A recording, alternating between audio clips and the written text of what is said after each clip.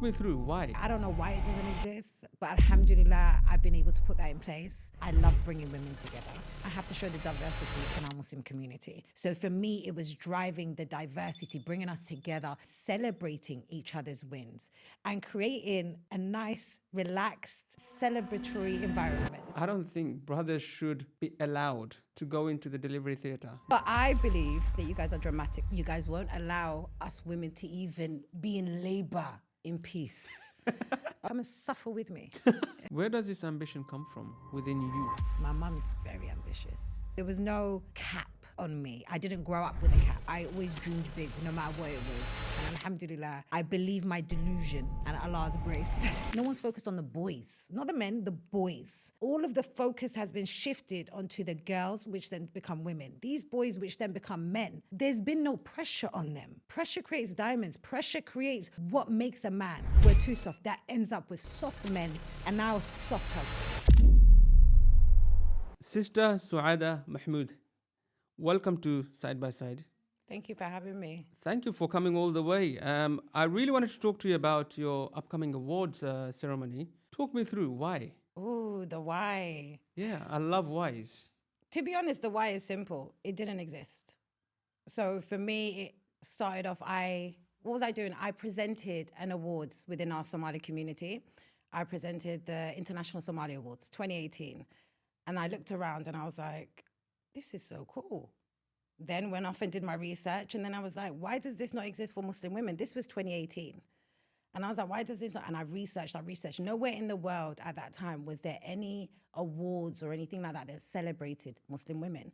And at that point, I was already in events for Muslim women.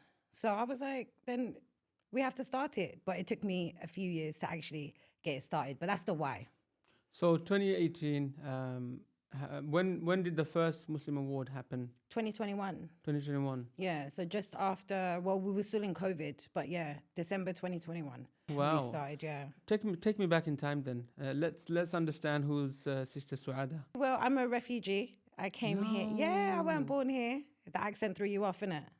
Yeah. No, I came here when I was 2, though. I came here as a baby. We fled the war in Somalia. So as a family, myself, my 3 siblings and my mum came here. We came to Italy first and then over here to the UK. And yeah, I grew up here. I grew up in St. Raphael's Estate in Northwest London. And even from then, I used to love, so I have a thing. I realized that's why I'm into events. So from really, really young, I used to love getting my family together. So I would do it for my birthday. I was the only one in the whole family that actually celebrated their birthday. Was I allowed? No. Did I demand it and make it happen? Yes. Till this day, all my aunts and cousins, I think I'm the only birthday anybody remembers. But yes, I used to love bringing people together. I went to John Kelly Girls' School in Neasden, if anybody knows. And I grew up to be I didn't really like education, Kaz. Yeah, I went into education. I loved school, but I loved the social aspect of school. I loved the friends. I loved the teachers. I loved school. Learning or You so loved much. interacting with people. Yes. So I really grew up thinking that I'm not smart. I weren't book smart. Didn't read a book until I was later on in life, a full book. But then after that, I had my son. I got married really young. Fast forward. So I'm fast forwarding to like 17, 18. Again, I didn't have aspirations when it came to education. So where many people around me were further in their education, I went into work. And then after that, I was like, I want a family. That's something I always wanted. What was your first work? I worked in Clark's in Brent Cross. Oh. Yeah, I worked in Clark's. Loved it. I love work too. Again, social aspect. So yeah, I worked in Clark's. And then you got married. I did. I got married really young, had a nice wedding and everything. Didn't last long, but I had my beautiful son. So soon after, I became a teenage single mum. Love a stereotype. So from there, I was like, I got to do something with myself. I worked, but I was also like, I want to go back to school. I want to see. So at 21, I went back to college, Barnet College. And I did really well there. Got along with the teachers. And that's when I realized, you know what, education wasn't meant for me at the time I was in education. And my teacher at the time said, that's because education is lost on the young. I was like, so true. But when I was back and I was ready to be educated, I enjoyed it. I enjoyed it very much. So What did you study in college? what did I study? No, I just went and upgraded my English, maths. I wanted to do my A levels Okay. so that I can go to uni. Then I realized, I don't want to do none of those things. After all, education is not for me. Again, I even tried uni. I went for like a year, and I was like, no, this is not for me. So And what subject did you pick events management I in picked university? in university. And after a year, you... I don't okay. even think I finished the year. I was already running events. I had already started doing events for Muslim women and all of that. And I had already started paving my way myself. So I went there and I was like, this is boring. You could give a lecture on events, right? I feel like I could. So from there, I pivoted and I was like, no, let me just concentrate on building myself. All the skills that I need, I'm willing to learn. And if I can't learn it, I'll find someone that knows it. I'm very good for asking for help sometimes. Yeah. So you said you've got 4 children, and you were telling me like, why am I not, having more? And then we had a bit of a discussion around like, why?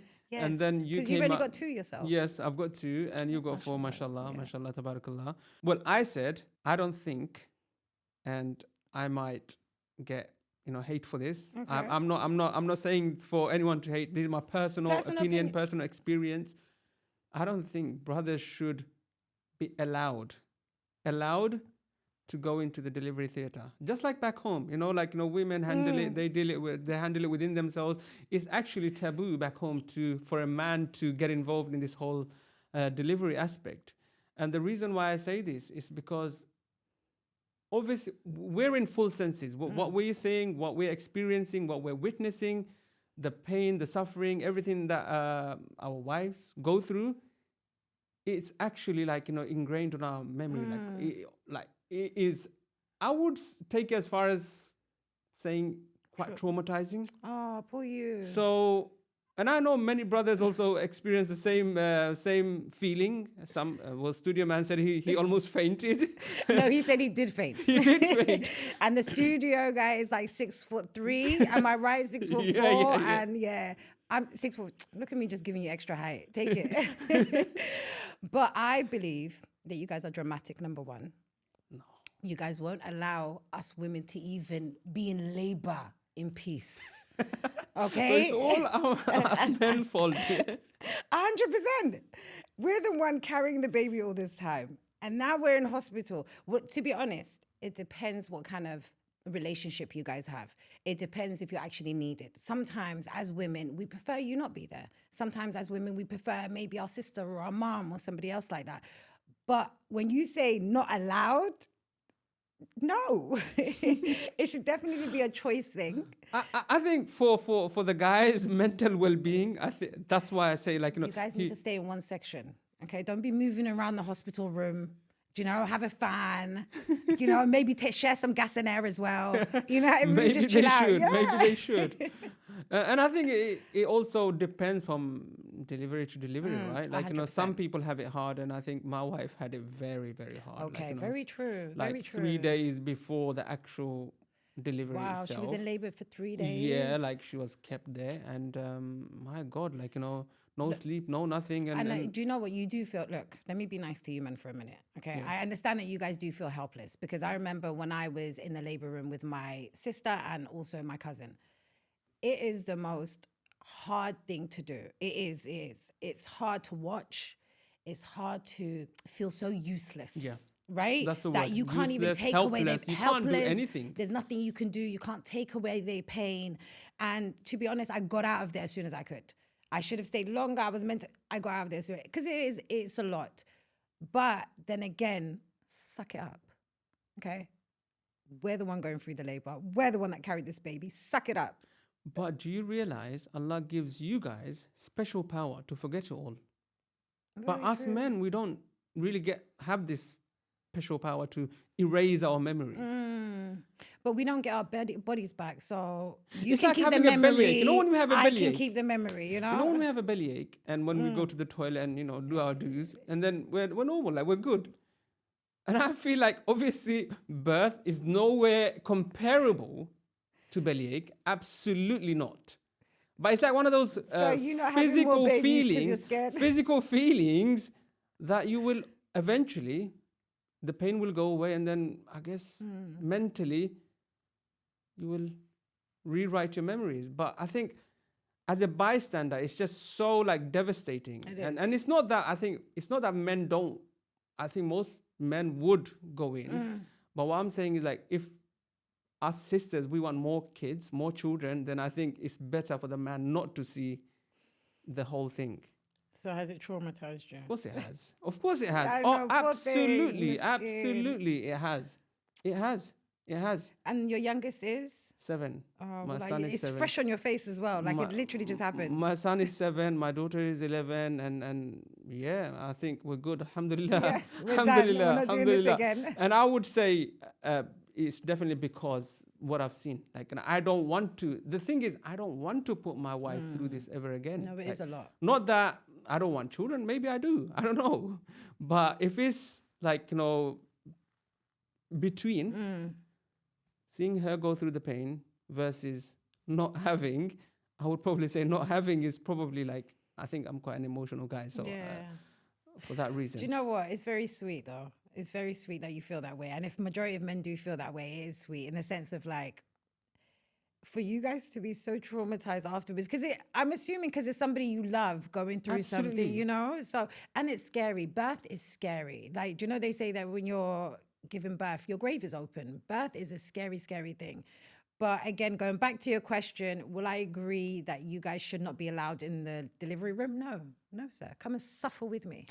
Hey, traumatized. Now that you told me that, all you women Is that what it's all them. about? Like, making them suffer. 100%. Don't you think, as a family unit, there's functions, there's responsibilities, and isn't it better to just say, you know what, you stay good with that section, and I'll handle this section, and we all have our own. Okay, what if she doesn't have anybody? If she doesn't have anybody, then it's obvious. Then we can't say not allowed. No, okay. Yeah, if she, I guess I'm talking from a back home perspective, because back home, like, everyone is around. Like, you've got houses like next to each other, and everyone's relative, cousins, this, that. But here, like, we're living in a country where you're actually not connected. So I guess this country plays a different. 100%. It's a different ball game in this country. Yeah, it's very isolating here. Even like I feel like with women, the labor's one thing. So having to deal with the labor and go through that, then after that is actually going through postpartum. When you say back home's amazing when it comes to things like that. You have 40 days of women looking after you and everybody taking care of you and feeding you. True. Over here, you have to literally do everything yourself or depend on your spouse to do it with you. Do you know? So it's having that rahmah between you guys as husband and wife. But here it's hard. I agree with you. And then, like I said, just to reiterate, I'm coming from a position of feeling, being emotional, out of care, not out of cruelty. Absolutely, it's the opposite. Because I've seen, like, after my daughter came, alhamdulillah, like, I was so forever grateful. Like, it really changed my entire life for the better. But what I've seen afterwards, like, obviously they had to operate, and like, I could just go home and sleep. Like, alhamdulillah, I'm done. But my wife, she can't. Because she's still got to look after the baby, and she's still got to do everything herself. And then she hasn't slept for 3 days. Like, it's crazy. It is. And I can see how, I genuinely, I can see how it's traumatic. And as you said, like, for us, the majority of us, we have that ability to forget. Yeah. Do you know, especially when we're over the pain and we see our beautiful baby, we're able to forget. So I can see how the trauma could stay with you. I could definitely see that. No, definitely. So, no, I guess that's my position. And again, some brothers might say, oh, why is he talking? Why is he talking like that so openly? But I guess we're not talking about anything wrong. I mean, it's about our children. It's natural. It's about our children. It's about what we go through as life. And I feel like we need to share these different views as men and women. Because as soon as we started this conversation before we started recording, I was like, oh my God, I never actually thought of how it affects you men. I genuinely didn't. Yeah. So no, thank you for sharing. Yeah, thank you. Now, the event itself, is it the third? Yes. Third December event. 3rd. Third event? No, it's the fifth. Fifth. Wow. Fifth. Okay. How big was the first event that you've done? Oh, the first one was small. I say small, but it was small for us. The first one, we started off with 80 guests. 80. And then we grew. We just started creeping up. Because again, when I was doing this as well, I was doing it alone. I started off with, I had 2 partners working with me. Both of them got jobs and they fell out. They were like, we can't concentrate on 2 things at once. So it took us different ways. So after the first year, I was doing it myself. And not just doing it myself, also trying to fund it myself. Because I didn't know. I didn't know how to get sponsorship. I didn't know how to write a sponsorship proposal. I knew nothing. But again, I was willing to learn. Alhamdulillah. So I was funding it because I was like, it's going to happen and I'm going to make sure it happens. And I remember my brother always telling me, you always go to your community first and then you branch out. So I thought, you know what, let me see. So I did contact a money remittance company within my Somali community. They're called Dahab Shield. Yep. Yeah, have you heard I of was them? just about to say that. Yeah. No, they're my superstars because they actually came through. So I reached out to him. I sent him a proposal. Didn't know how to do one, but we did one. Where is he? Is he based in Somalia or this country? No, they've got their headquarters here. Well, I need to interview him. He's on my hit list. Is he? Yeah. I'll see what I can do, but I know the head of marketing. Okay. So yeah, that's who I was dealing with. Abdi Aziz. Abdulaziz, Yeah, shout out. Yeah, shout out Abdi Aziz. He believed in us. So Alhamdulillah, yeah, it was a alhamdulillah. Muslim Women Awards, but it was you men that was funding it. Love it. You guys have a purpose within us. Wow, amazing. So they came through, they gave you the confidence to... They did. They came through, they gave me the confidence, but there was just so many moving parts, which was setting up a whole nomination system, setting up, how do we judge it?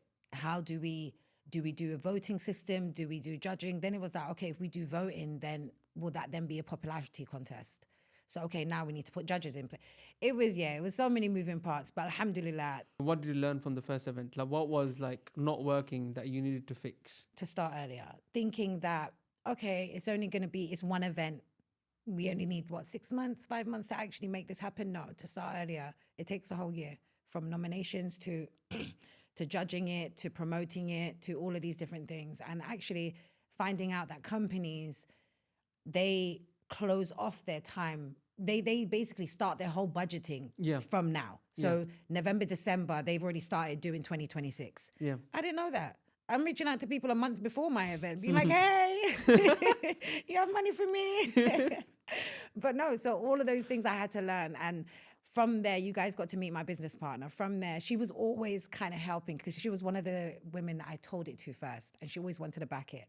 And then afterwards, she was helping out. She was working with me. And then we were like, we got to do this. And she has the same drive and passion and ambition. So that was really good. Where does this ambition come from within you? My mum's very ambitious. Yeah, my mum's very ambitious. She came here as a refugee, started driving before any of her friends or any of her network, especially as a woman, started driving.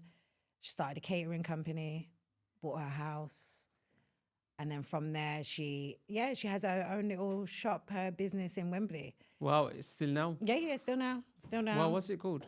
It's Zayn Accessories. And what does it do? Sells everything from hijabs, abayas, Somali stuff. So from dirats to homeware, fragrances, Wow. a bit of everything. But she's been running that one now for 20 years. Wow, amazing. Yeah, but So my mum's always been entrepreneur. ambitious. She's always been into property and she would just fuel you. She'd be like, there's nothing you can't do. So there was there was no cap on me. I didn't grow up with a cap.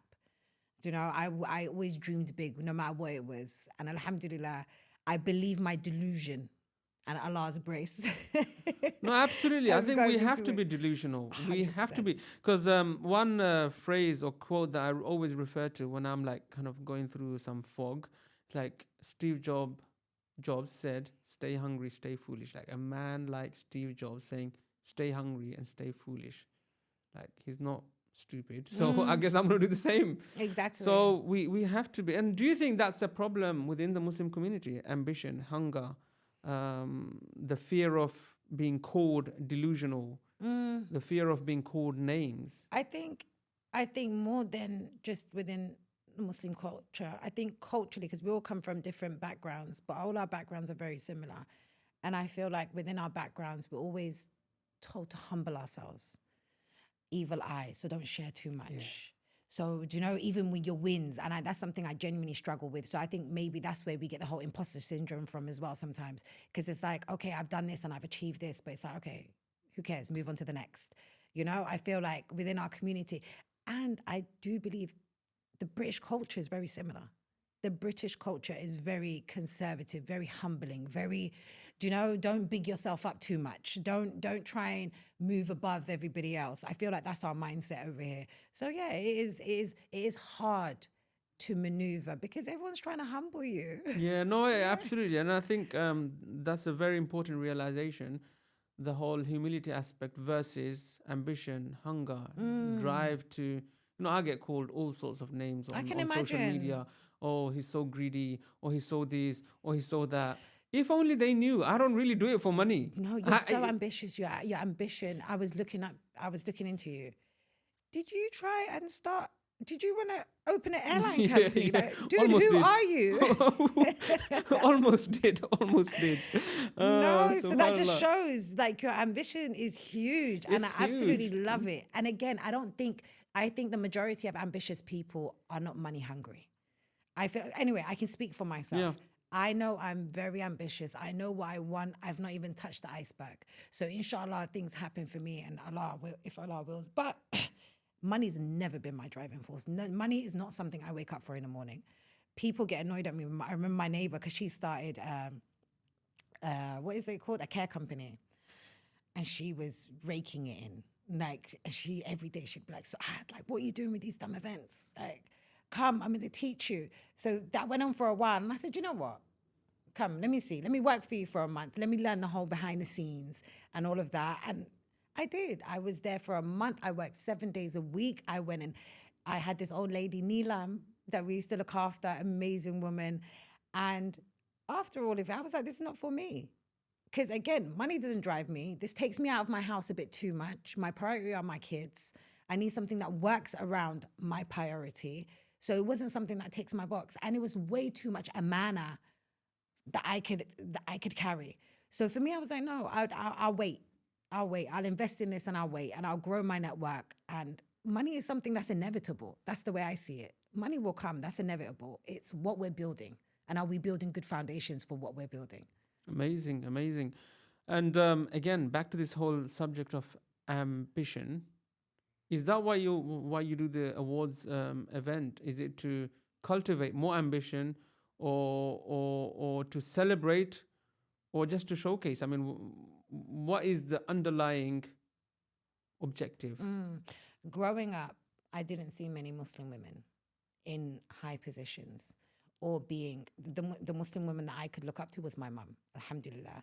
But there wasn't many Muslim women at the top of their fields. If they were, we didn't see it. It was very hush-hush, it was very hidden. So for me, I truly believe for us to believe we can do something, it makes life easier if we can see it. If we can see it, we can be it. Seeing is believing. Right? So for me, it was like, okay, number one, I love bringing women together. I found out that's the whole reason I got into events for women, is because I was doing research and all of that. And they were saying that for women, it's easier for you to find your spouse. So it's easier for you to get married than it is to find female friends. But yet again, the benefits of having female friends as a woman is huge. So for me, it was like, no, I have to bring us together. Number one, I have to show the diversity in our Muslim community. I have to show that it's not only Southeast Asians that exist in this community. So for me, it was driving the diversity, bringing us together, celebrating each other's wins, and creating a nice, relaxed, celebratory environment. So for me, it was about that. For me, it's about celebrating each other, allowing us to be each other's network. And I think it's so amazing that that's been able to happen just from our awards itself. So many women have connected there. They work with each other from there. Amazing. So, yeah, building our own network. Yeah. And I want a bit of nepotism. I won't lie. I'm like, we never got to have that. I grew up, I never got to have that. So I'm like, my kids need to be well connected. How else will they do that without their mum being well connected? So, inshallah. Amazing. Well, you are connecting with, mashallah, like, and I've seen some pictures from the last event, 2024. I thought, wow, like, incredible woman. How is she getting all these high-profile women together? It's a lot of hard work. I'm sure it is. I know, but I don't even, it's because they believe in it too. I genuinely, I don't know. It's my delusion again.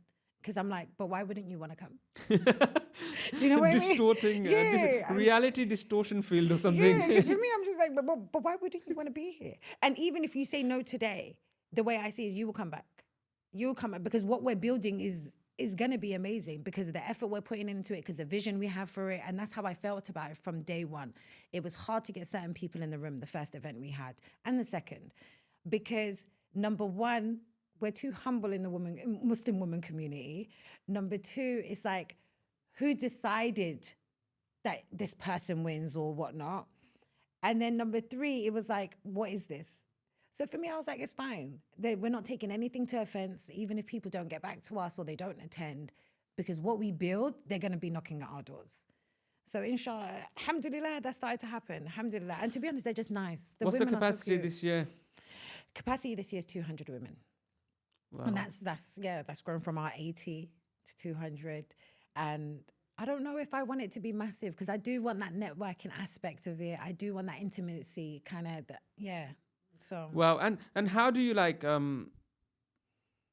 categorize or decide, or who decides on the winners, awardees? Because it must be quite difficult. This person is good, but like just for this reason, I can't. It's so It must be so emotional. Like it must be draining as well. The whole thing, I think, is because it's like me. I'm the kind of person. I like to think of myself as everybody should have. Do you know, if you have a bag of sweets, I'm like, you should have it. You should have it. But so what we've done is you fill in a nomination form. So you're able to nominate anybody, and you're able to also nominate yourself if you wanted to. Because again, who knows you better than yourself? That's something I want us women to learn to do a bit more, is to our own horn. Do you know? To put ourselves out there a bit more. So you nominate, and after nominations run for 3 months. After nomination, our team sift through, and we go through it, and then we get, because we have a judging. So each category has a judge.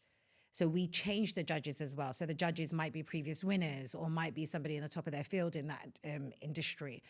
So once we shortlist, we send those over to the judge. So that's once we've contacted these ladies, because they're all incredible. Send it over to the judges, and they choose winner 1, 2, and 3. Winner, runner-ups, and the 2 runners-up, yeah. So we've kind of left it like that. I don't know, what do you think? Should we have like a voting system or something? No, I think, like you said, it becomes less about the actual performance of the individual or the accolade versus whoever gets most votes. Someone might have big social media following versus someone who's incredible in their own work, but they don't have the following. That means they can't get that reach. So that's our thought process anyway. Why is it not a default that we're not celebrating the sisters and the achievements? Why has it been like this? And why is it that we need an event to celebrate our mothers, our sisters, aunties who have made incredible contribution? I mean, when you look at it, when you actually zoom in, the real influencers are the women. Like it's not your social media influencers, it's the women at home, it's the mothers, it's the sisters. They shape the narrative. No, I wish, do you know what? Last year was the last year. So this year we made it ladies only. Before that, we had men in the room as well, husbands, sponsors, and all different kinds. But I think that's something that's huge. If you're in that room, you feel the buzz, because I feel like all the women have an aha moment of, oh my God, I didn't know I needed this. Do you know, I didn't know that there was, number one, so many incredible women, so many of them leave so inspired, so uplifted. My friend was phoning me the other day, and she was like, yeah, I bought my ticket. And then she was like, I'm ready to be uplifted for the rest of the year. She goes, it really drove her for the whole year. So I don't know why it doesn't exist. I don't know why in the Muslim community we don't applaud our women a lot more. We are the backbones of the community. We are the ones that are teaching, nursing, we wear so many hats. So imagine for us to wear all those hats and then succeed in our career. So for me, it's like, I don't know why it doesn't exist, but alhamdulillah, I've been able to put that in place. And we want to do more. And we want men supporting. We want men to contribute and be involved and give us their money. Why are they so afraid to contribute and support already? Like, is it because is there a fear element? Like, if the sisters become too high, then we lose our, masculinity, our position. Like, what is it? Because I was about to say, I think this is a question for you. Go on. I feel like, and I can speak to my brothers, like, no problem, like the Muslim brothers. I say, look, what are you doing? Like, Why are you not improving yourself? Like Allah gave you a life. Allah gave you how many years? 60 years, let's say average. Allah gave you a brain. Allah put you in a country where there is no shortcoming of anything. So why are you still being a bum? Like, why? What's wrong with you? Can I jump into that? Yeah. I think for the last, and this might be controversial or some, I don't know. I don't mean to offend anyone, by the way. But I think for the last, let's say 20 years, let's just give it a couple decades, a few decades. I think we've put so much effort into girls. So now it's not just we expect our girls to, now I'm speaking as Muslim community. Yeah, the majority of us Muslim community, we all come from somewhere else, correct? So our traditions are the girl turns into woman, she looks after the house, cooks, cleans, does this, does that. Cool. We did that foundation. Then we were like, oh, we need our girls to be educated.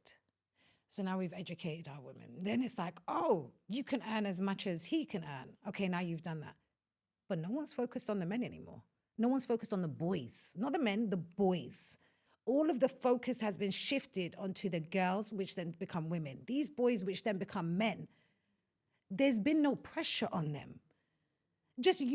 Oh, he finished school. Oh, amazing. Throw him apart. Do you know, there's no pressure. Pressure creates diamonds. Pressure creates what makes a man. If we're putting all of that pressure on women, then we're becoming a bit more masculine. Now we're taking over things and whatnot. And that in turn, it's shifting. And I think the shift comes from home. I think the shift comes from the community, but the society, but it comes from home. We don't pressure our men enough, our boys. We do not pressure our boys enough. We're too soft. We're too soft. That ends up with soft men and now soft husbands. Not all of you guys at all. But I'm just saying, just looking at society, I'm raising three boys. I expect a lot. I do. I want to put pressure on them because you need to be your best. You need to be your best because Allah has put a lot of responsibility on you as men. Absolutely. So much. And I feel like the reason why we're failing so much within our communities is because that's not there. So then your ambition is gone. Your drive is gone. Now it's like, okay, I'm going to wait for her to work. I'm not saying all men at all, you guys. I'm not. I'm just saying when I look out at society, I feel that's my opinion of why we are struggling. Wow, that's very, Was it?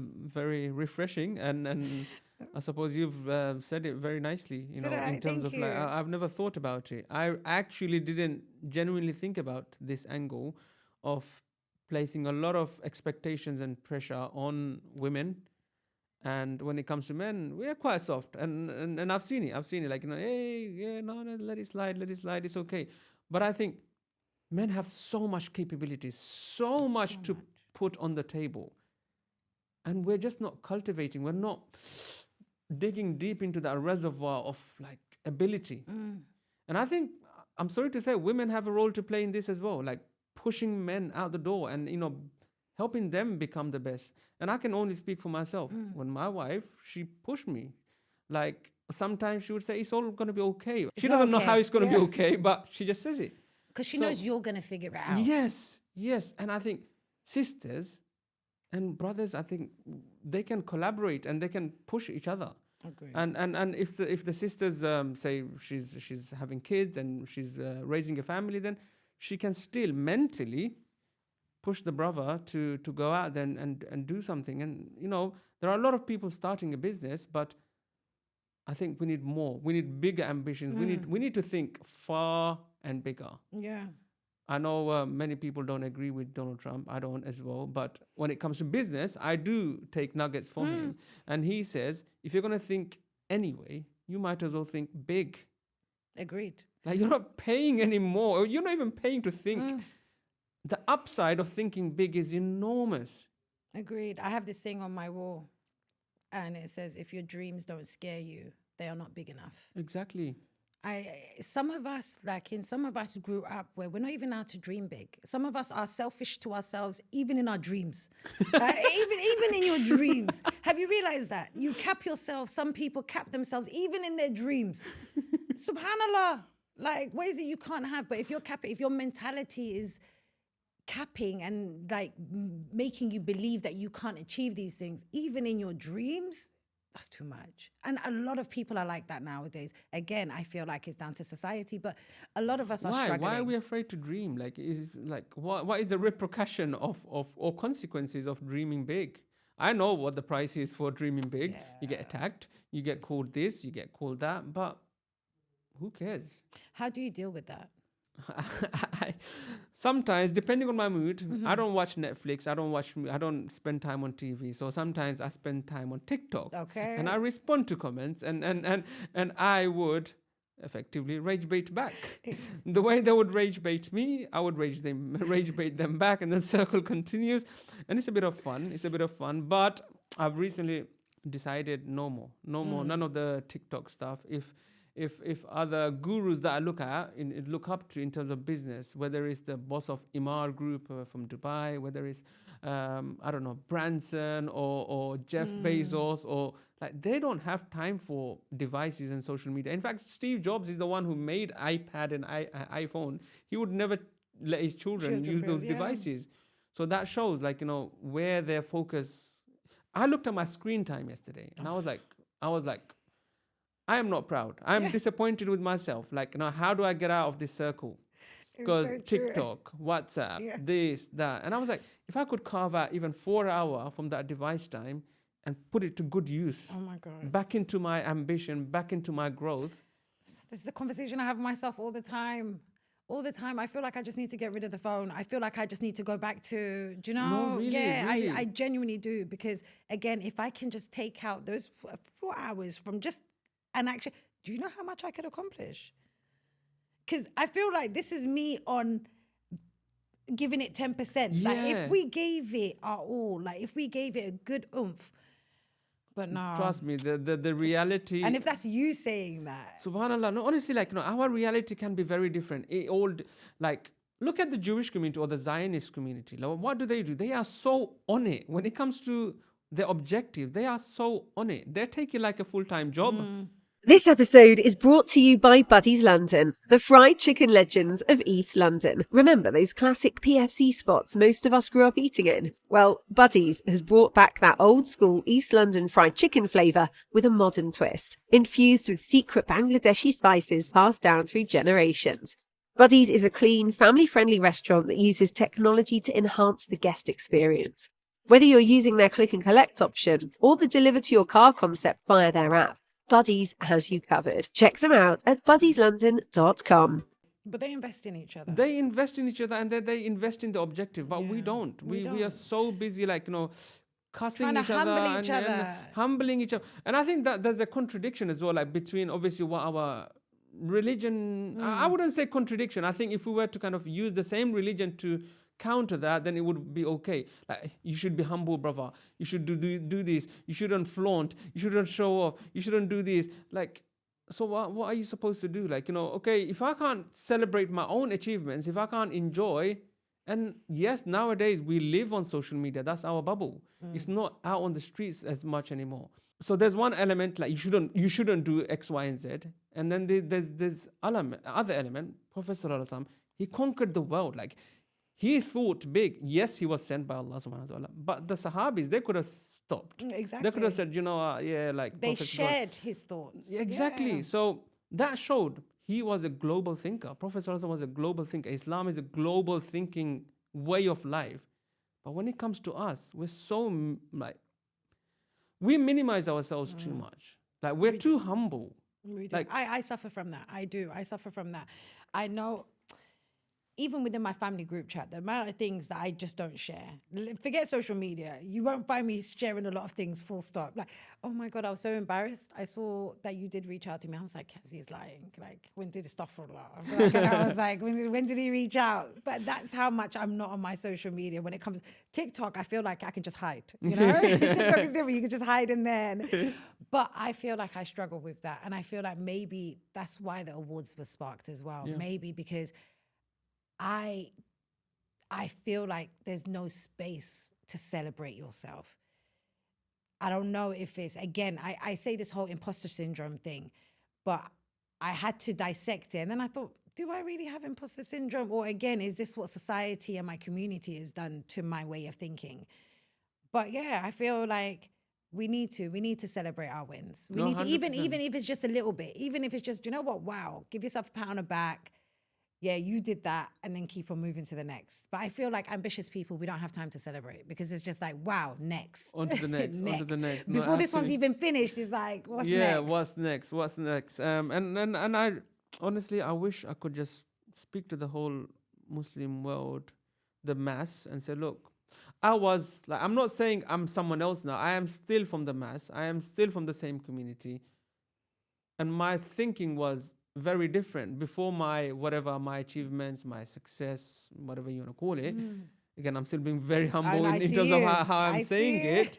I was like, I changed my thinking, and then the whole reality changed for me.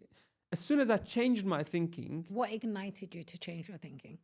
I always knew I wanted to be successful. I always knew I wanted to have financial freedom, not for the sake of having lots of money in my bank account, so I can do more. I can even donate. I can give charity. Exactly. You can't build mosques without money. But then again, we attack those who are busy making money.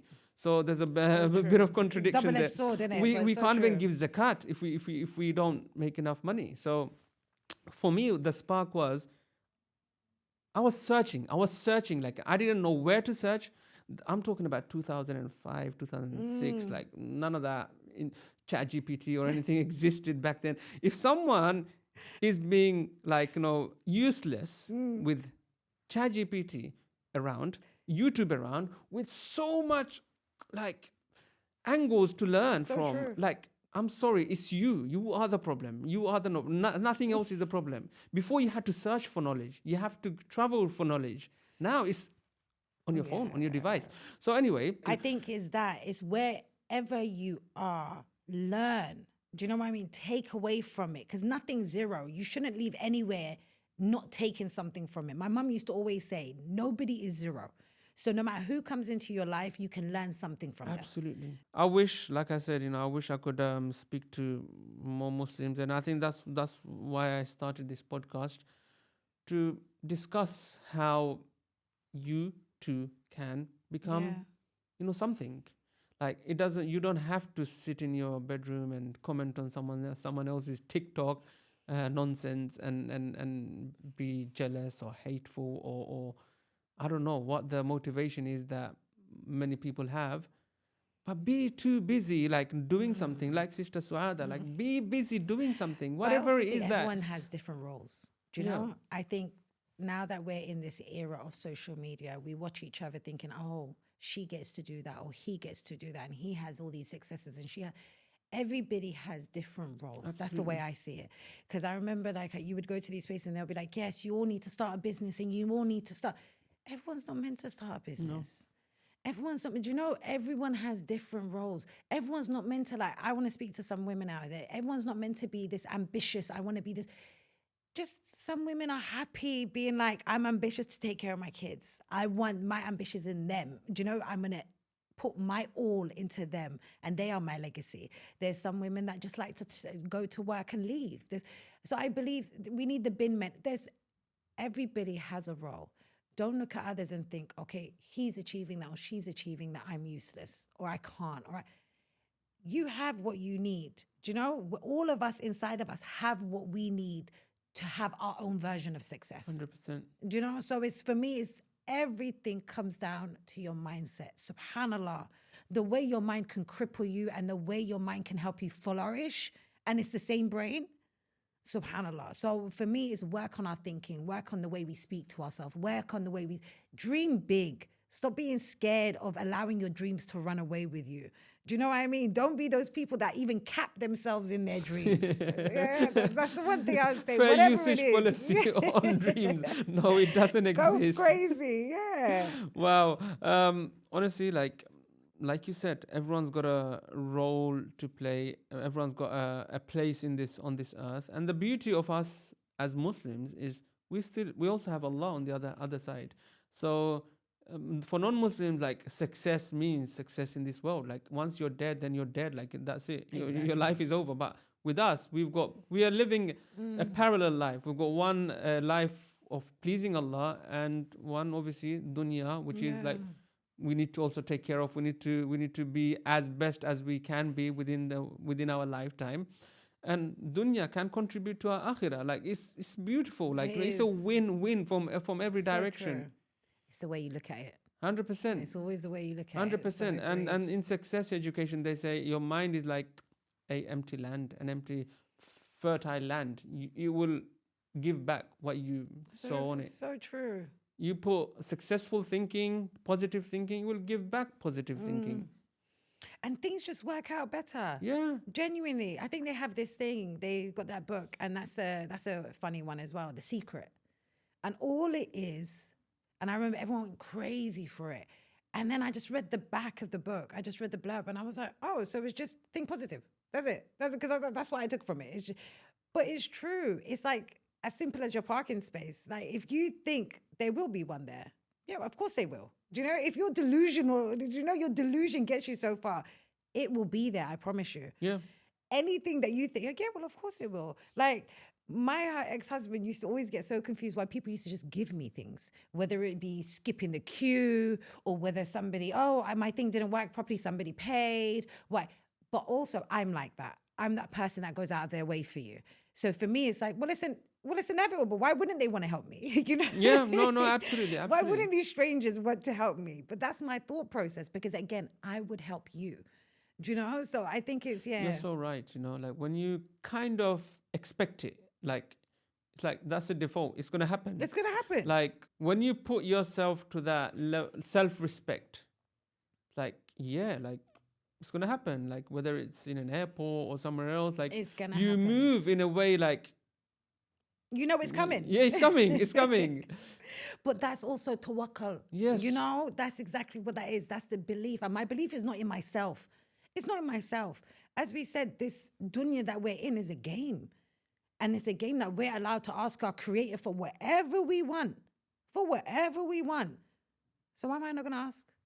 100%. Rabbana atina fid dunya hasan. And then akhirah. Exactly. And Dunya comes first. Yeah. We're here. So ask for dunya. Like, and then dunya can feed into your akhirah. Exactly. And it's like you said, if I win, we win. That's what I took from what you said. Because it's like, if you're able to be successful, everybody around you eats. Yeah. I believe selfish people, ya Allah, take that money away from them. Do you know, selfish people, you don't deserve to eat because no one's eating with you. You know? Yeah. But people that are generous, there's a lot of generous people about. People that are generous, may Allah give it to them in abundance, because everybody eats. You know, you're able to build, you're able to give, you're able to create opportunities for other. So for me as well, that's been my driving force as well. It's very similar to you. And I love that I can see it. Because even you speaking, I'm absorbing all of this. And I said, okay, tick. Now I've got another level unlocked. Alhamdulillah. I want an airline. Alhamdulillah, flying to Somalia. We're going to fly to Somalia. You know, in my document, so there's a documentary. So Channel 4 actually followed that journey. I saw that online. Didn't watch it, but saw that Make online. sure you watch How it. was it? Make sure you watch it. And then there's a part where we say, we'd even fly to Mogadishu. Not in a way. Like, we actually genuinely believed in it. We actually believed that we would. But inshallah, no, you never know. Maybe at some point I'll revisit. But I think you should. Why not? May Allah bring it's the such an right exciting project that I was working on, and honestly, it was just that belief that was triggered by my wife. She said, "I'll call you a man if you do it," and I said, "Challenge accepted." I love it. And I said, I got to work. Like literally next day I got to work, Google, like, one thing after another. And then before I knew, I'm like so sucked into this whole world of like, trying to set up an airline. I was like, oh my God, what's happening to me? And then I was like, you know what?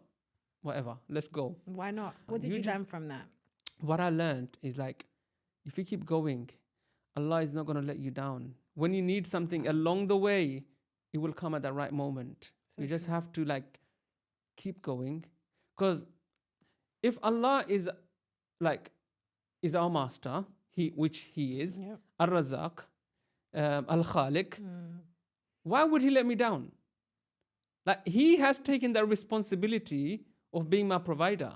So wherever I am, whether I'm doing an airline or whether I'm doing a chicken shop, He will find me a way. I know He will. Kudos to your chicken shop. Inshallah, long journey ahead, long journey ahead. I know. But okay, so how do you choose your businesses? Because again, coming into this building, myself and Abian were coming in, and then we're just seeing all these red cups. So I'm like, does he have the chicken shop inside the space? And we're looking around, and it was like, oh no, it's outside. Yeah. Like, how do you, it just seems like there's no, I wouldn't be able to guess your next move. That's true. I do kind of move in a very spontaneous way. I don't like talk about what's next. Right now, I can't say what's next. What's next is nothing but what I've got and scaling it up. Like, why have you decided that? Because I'm like, okay, I'm taking a stock of my life at the moment, like doing a bit of a stock take. Let's say in January, I'm going to be 40. Let's say average Why are we age. saying let's say? Are you going to be 40 in January? Yeah. Oh, come on. So if I have another 20 years to go, average age, I don't know, what is it? My Let's just father say passed 60. away around 65. So let's say 60. Rahman. 20 years, what am I going to do? Am I going to go all over again and start something new and then climb my way up again and then, or is it better to just focus on what's already active? So I've got my podcast, I've got the Sunamas business, and I've got buddies. And instead of starting something all over again, which is so daunting, like the first 3 years of a new company is just like all over again. And I don't want to do that. I would rather put my energy on something that I know what the wrongs are, or what the weaknesses are, what the strengths are, and I would just rather refine that and scale that up and take that forward. And we do have a need in the like there's a lot of Muslims in this country, and there are a lot of food ventures in this country done by Muslims.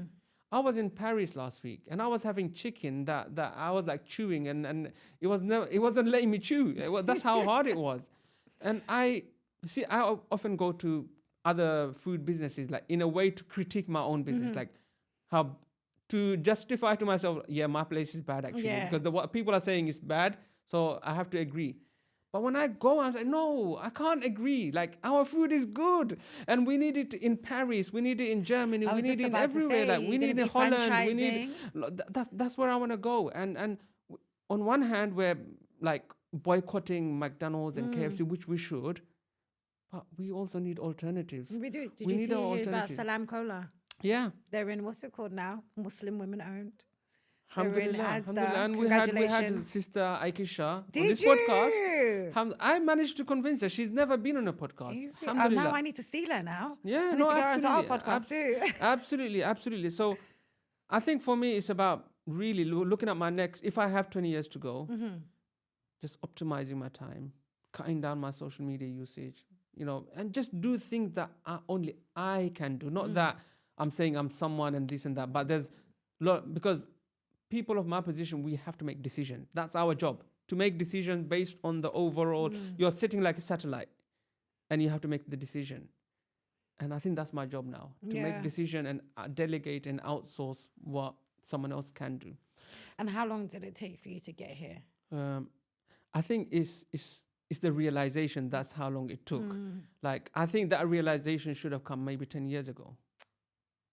Maybe I could have saved a bit of heartache and sometimes and, you and gotta headache. go taste it. You gotta go touch the fire. Exactly. Sometimes. And at the same time, I do embrace anything that happens, and I do believe وَالْقَدْرِ خَيْرِهِ وَشَرِّهِ مِنَ اللَّهِ تَعَالَى وَالْبَعْثِ بَعْدَ الْمَوْتِ. Like, I am not a scholar, but I like to stick to the basics. Articles of faith. Like, some scholars make life so difficult, they're so complicated. Like, but bro, like, it's so simple.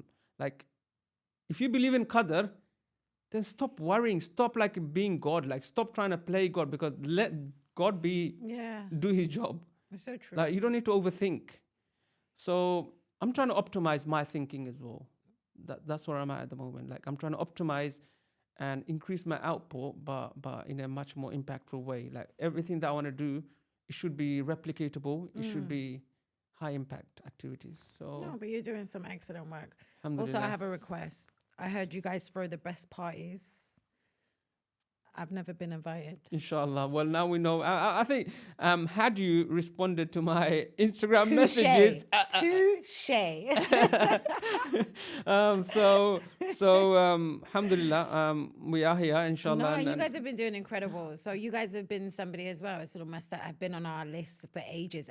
We've reached out to you guys as well as a company, though, not you personally. Inshallah, But inshallah. like, I'll definitely get my brother involved, and No. We're holding you to that now. Inshallah, I absolutely. have Look, so many big if we plans. can't do it, if we can't do that, then like who would?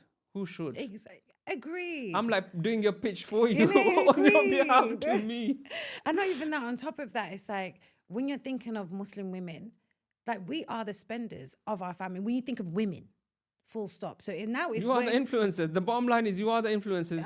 You shape the narrative. So you guys need to be investing here. No, absolutely. In our next generation. Alhamdulillah, our majority of our customers, I would say statistically, are our sisters. Yeah. Generally, even in brothers men's clothing, it will be the sisters buying it for their sons, husbands, brothers. I told my brothers, it's funny because sisters buy perfume for themselves and they also buy for the brothers. Exactly. So you're marketing to the women. No, 100%. And I'm a firm believer of. I don't think that there should be a women empowerment phrase. They should be empowered already. Khadija radiallahu anha, like our mother, let's say, she was a woman, and when we go to Hajj, Umrah, what are we doing in Sa'i? Safa and Marwa. Yeah, exactly. So we are effectively remembering I think that's the thing. Islam gave it to us. Our deen gave it to us. But that's where culture messes things up. Yeah, man. Do you know? Yeah. Because it's culture that takes it away from us. Yeah. So I feel like within that, we should be empowered as Muslim women, yes. But when the majority of us are in cultures and societies where you're not very empowered, Amazing. We have to create that space. No, 100%. And that's why I wanted to speak to you, the person who's behind this Muslim I was Women trying to hide. No hiding anymore. Because I haven't seen another award like that's blatantly and unapologetically Muslim Women Awards. That was very much on purpose as well. That was very, very much on purpose as well. Because why not? Why not? Why not? Because that's 100%. Who we are. The majority of us Muslim women, we are visibly Muslim. And even if you are not, your mum probably is. But as Muslims, we are proud. And I think as a Somali, I think one of the things we're most proudest of is being Muslim. 100%. So for me, this is what it is. And on top of that, for me, I wanted to work in something that I didn't have to deal with too many men. Do you know? Again, this comes down to how can my life be easier for me to also practice my deen, for me to also be around my kids and do all of that. No, I want something within my community, within the women, let's empower each other, let's uplift each other, let's network within each other, let's make money together and thrive with each other. Yeah. Wow, amazing. Really. So when is the event and is it sold out? Next week. It is sold out. No way. Actually, just before we came here, we saw that it was sold out. We had a lot of complaints for that. So there's no pleasing everybody. We had a lot of complaints that our tickets were very expensive. How much? £75. Oh. And I was like, comes with the meal and listen, you come drink reception, canapes, 3-course meal, live entertainment. We're paying 75 quid for food nowadays, just for food, to go out and eat a fancy meal. I went somewhere and that always disappoints me. Paying too much money for food. But this is not just food, it's the experience. And to be honest, £75 was for cheap. And meeting like-minded people. Exactly. There's events like I was looking at this event in Qatar or Doha. To get that VIP slot, it's like £35,000. And that's what I'm saying. And there are people willing to pay that just to enter that arena. Just to be in that room. Yeah. Just to be in that room. Again, we don't have a lot of women in the room. There's only 200 women. I say only, that's a lot. But it's not for everyone. Do you know what I mean? Everyone's not meant to be in the room at the same time. Yeah. If you are unable to attend now, even then, we don't put out a lot of tickets. We literally, the majority of it is invite only. But again, a lot of the times we've had complaints. Why are we not able to attend? Why are we not able to buy tickets? So now we've put our tickets. We feel at a reasonable price because it should have been higher, covering the cost. But yeah, we want people. No, absolutely. And normally these connections, you would have to do outreach, LinkedIn, this, that. Do you know the amount can of we meet different up? Can we women talk? Like here, you're just facilitating. Listen, Literally. here's a platform. We have banks, we have HSBC attending this year, we have people from Sky, we have people from so many different, and we've got entrepreneurs in the room, we've got influencers, we've got nurses, head teachers. It's a room you want to be in. Do you know, everyone can't be in there at the same time, but please follow, support. Inshallah. But inshallah, we grow it enough that everyone gets a chance. And would it be an international thing at some point, like in different cities? Listen, that is the dream. That is the dream. Inshallah. And we're working on something. And remember, because, yes, why not? You said it yourself. Why not, right? Why not? But do you know what? This is the first time I'm going to say it out loud. Yes, we do. Yes, we do want to be international. Yes, we are working on it. And we want to be, Ebian's going to kill me. We want to be continental. We want an awards. More than an awards, we want a celebration of Muslim women leaders. Yeah? We want that continentally. Europe, America, Middle East, we want them to have their own. But MWA UK ain't going nowhere. Inshallah, we'll have Europe. Before I wanted to do it, I was like, we're going to merge it. Yeah. But I was like, no, like, I feel like we're literally, again, just touching the tip of the iceberg over here. Amazing. So, yeah. Hey, listen, so I'm sure you're doing all of this, and the family definitely, like, either for the better or for the worse, has a role to play in your mental energy, mental thinking. Like, what do people around you do? Are there any pullbacks, or is it just My mum push tells forward? me to quit every year. Why? Every time she sees me get stressed. My mum Okay. doesn't like seeing me stressed. Okay. Every But that's ti- from a position of love. But It there is. It is could from be a position- other. But that's the thing, brother. Even from a position of love, I feel like it's wrong. Because not that it's wrong, of course, from love, like it's like, oh no, like you need to take care of yourself. But it's like, if I listen to you and if I actually did take the break, True. the break, and Yeah. which the majority of people do, they do listen and they're like, okay, do you know what? It's probably not going to work. It's my And permission to it's just my, take a chill to pill. literally. But no, I think my mum also pushes me. Alhamdulillah. That break is also a Same gear with five. my mum. Same with my Yeah. mum. Like, you know, she would push me, but then I said, you know, like, if it's not like, just let it go. Let it As go. soon as she sees me stressed, like, no, don't be stressed. Yeah. It's okay. It's Yeah, okay. yeah. But generally, like, without mentioning anyone's name, but do you have any opposition from within the family? Suada, you're like, you know, breaking this cycle of our tradition, or you're just like doing this, that. That's not really how we do things. Like, you know, do you face any No, I oppositions? No, not at this time. I faced oppositions growing up. Okay. Yes, and I faced oppositions, do you know, when I started this off, or when I started wanting to do events and things like that. Yes, of you need to focus on your family. Why are you taking time out to go and do this? Oh, why is this needed? You're not making any money.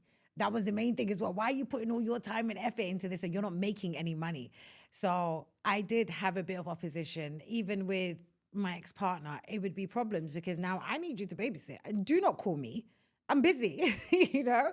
So there would be pushbacks and pulls back. But alhamdulillah, even those, I feel like, because I was so driven in what I was doing, in regardless whether I saw money or I didn't see money, I saw the impact. More than money, I saw an impact. And again, I'm someone that truly believes money will come and money will go. But what are we leaving? What legacy are we leaving? What impact are we leaving? How are we making people feel? Because that's what people remember. So for me, it was always, I had my own little blinkers. And each year I'd be like, I'm not doing this. At the beginning of every year, I say, I'm not doing this. I'm not doing this. This is insanity. Like, and this is the first year that we've been able to cover the whole thing without putting our hands in our pocket. Subhanallah. So it's amazing. It is. Okay, you don't need to answer this question. Go on. Do you shoot. make money from the event? Not Does yet, it pay no. you? Does it pay your own No. salary? Hey, Like, for you to put your time into this? No. Why? not yet. Not yet. What it's paid in is, as I said, we've been able Well, I to- think all your attendees, they should definitely do something for Suada. Like, if you are watching, make sure give a tip or something here. That's for you for doing this for us. But no, as I said, this is the first year that we've been able to fully cover it via sponsorships and things like that. But have we been able to make profit? No. But inshallah, again, that will come. But what we've been able to make is a network. Alhamdulillah. What I've been able to access is rooms that I didn't dream of accessing. I was hanging out with Theresa May last year. I was hanging out with the ex-president of Somalia, FIFA Farmajo, okay? I was like, I've been able to access and be in rooms and have access to people and education and all these different things that I wouldn't even dream of. Teenage mummy would not even fathom. So again, the money will come. That's not something that I worry about. Alhamdulillah, we've got food on our table. I do work. We have What do you do, by the way? I run an online business and I help my mum as well. Okay, so I sell her stuff online. Why is it like? Oh, yo, okay. I sell her stuff online. Yeah, it's amazing. TikTok shop. It's good. Yeah, it's good. Alhamdulillah. It's not the best, but it's alhamdulillah. I'm good. Do you know? That's amazing. Yeah, so I'm able to do that, and inshallah, 2026, the money year. Sunnah must give us your money. Inshallah. Sister Suada, like I need your help in I guess I want more sisters to watch this episode, because I think there's so much value in this episode, like talking to you, which is so refreshing. Like we spoke about starting all the way from birth to success, to ambition, to dealing with negativity. There's so much, and I hope anyone that's watching this, they would find it uplifting. I hope so. Uplifting, because that's my goal. That's what I want them to feel like. Listen, pick yourself up. You can do it. Yes, you can. Stop discarding yourself. Allah made you so powerful. He has given you the ability that only He has, the ability to decide. That's a quality that only Allah has. Animals don't have that ability.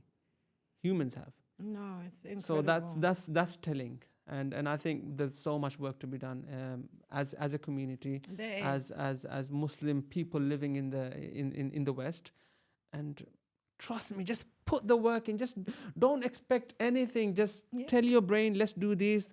Find something that you're good at and just do some work towards it, and just see the benefit. And then if you don't see the benefit, come and tell me that I haven't seen the benefit. Then I will try and change my mind. But I don't think I will. We live in a world of instant gratification. Yeah, and no, don't expect it. I think that's why a lot of times we start things and we fail it, whether it be work, whatever it is. We live in a world of, at a time of instant gratification. Anything worthwhile is going to be hard. Anything worthwhile is going to be hard. Even the simplest of things. Anything worthwhile is going to be hard. So for me, I'm like, okay, if it's going to be hard anyway, might as well make it a big worthwhile. Yeah. So no. 100%. Sister Suada, thank you so much for coming in. And I really, really appreciate one thing that I wanted to talk about, like how women are visibly Muslim. Like us men, we get away with it. Like I'm wearing a suit. Someone could confuse me with something else, being a non-Muslim as well. Yeah. But beards are in fashion. Yeah, exactly. So I never thought of that angle, like, how women are visibly Muslim because they are wearing a hijab and headscarf and stuff like that. So that's very important. That's something that I actually learned today. Inshallah, I hope your event goes. Thank you so much. I can feel that stress, that pressure, like just before the event happens. Because I've done events, small ones, and it's so anxious. Although you're laughing, but behind the scenes you're thinking, "Oh my God!" Like it's just around the corner. As soon as I get out of this room, there's already how many emails I need to send off, and everything happens last minute. But alhamdulillah, inshallah, and you will go strength to strength, and I hope you do. You have to. From next stop is maybe Dubai or something. Inshallah. Why not? Inshallah. Put it out there. Inshallah. You have to share your links with us. 100%, inshallah.